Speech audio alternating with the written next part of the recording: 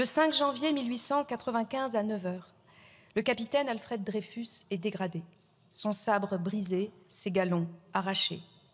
Durant cette humiliation publique, devant une foule d'où s'échappent les cris de « mort aux Juifs », à mort Judas, il ne cesse de clamer son innocence.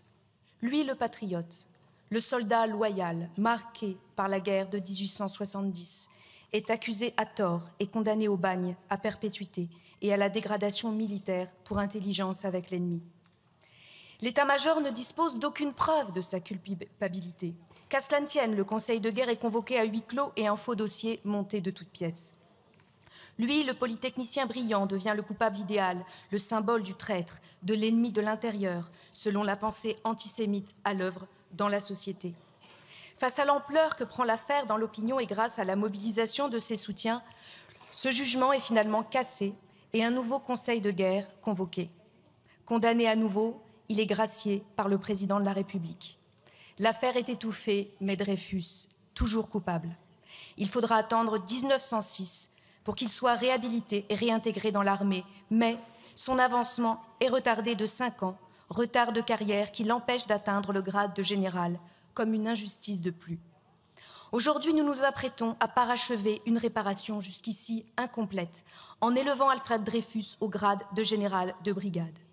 C'est le sens de cette proposition de loi que de reconnaître la valeur du soldat, de l'homme, là où de nombreux Français à l'époque n'ont vu que le juif, dès lors suspect à leurs yeux de n'être pas véritablement français et patriote et jugé incapable de servir son pays. Mais quelles leçons tirer de l'affaire Dreyfus? Qu'est-ce qui a rendu possible, dans cette République française, qui avait la première considéré les Juifs comme des citoyens à part entière, qu'est-ce qui a rendu possible cette injustice aussi profonde? Tout d'abord, un antisémitisme ancien, profond. Qu'en est-il aujourd'hui? Les actes antisémites ont bondi de 260% en 2024 par rapport à 2022. L'antisémitisme est bien réel pour nombre de nos compatriotes au quotidien. Il ne doit jamais être relativisé. Ce week-end, nous en avons encore été les témoins, sidérés, en apprenant les dégradations à caractère antisémite sur des synagogues de Paris et le mémorial de la Shoah. Comment ne pas voir un parallèle entre la presse anti-dreyfusarde qui attisait la haine antisémite hier, provoquant des groupes d'extrême droite à l'agression physique, et les médias bolorisés d'aujourd'hui, qui enchaînent les condamnations pour incitation à la haine, concourant ainsi à la hausse des discriminations racistes dans notre pays. Pas plus tard qu'hier, 2 étrangers ont été agressés dans le Var, l'un d'entre eux tué par un voisin qui a ouvertement revendiqué le caractère raciste de ces actes. Les contempteurs de Dreyfus voyaient en lui un ennemi de l'intérieur, étranger au corps social, qui ne serait jamais pleinement français et patriote. Cette rhétorique nauséabonde, caractéristique de l'extrême droite, se glisse aujourd'hui dans certains tweets, quand très récemment un collègue député a été accusé d'entrisme par une responsable politique du bloc central, ou quand nos compatriotes musulmans, ou perçus comme tels, sont de fait suspectés de ne pas être assez français. La haine raciste n'est pas l'apanage du passé.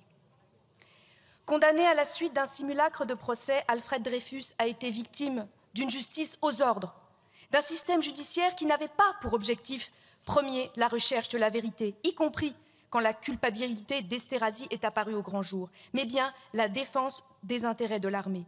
C'est pourquoi nous ne sommes guère étonnés de voir l'extrême droite contemporaine chercher à fragiliser constamment l'indépendance de la justice.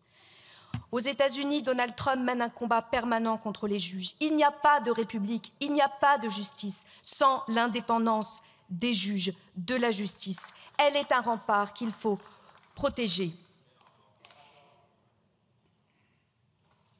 Par l'adoption de cette proposition de loi, nous rappelons que le combat contre l'arbitraire, la haine et la discrimination est toujours d'actualité.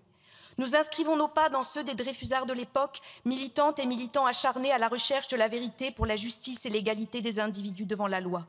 Notre vote se veut également en résonance avec les combats actuels, quand des Français sont soupçonnés de ne pas assez aimer leur pays ou d'être des ennemis de la France en raison de leur appartenance réelle ou supposée à une religion ou à une ethnie. Cette proposition de loi, nous la voterons bien sûr, avec conviction, mais elle est faible à réparer à elle seule toutes les dérives passées et présentes qui font tant de mal à notre démocratie.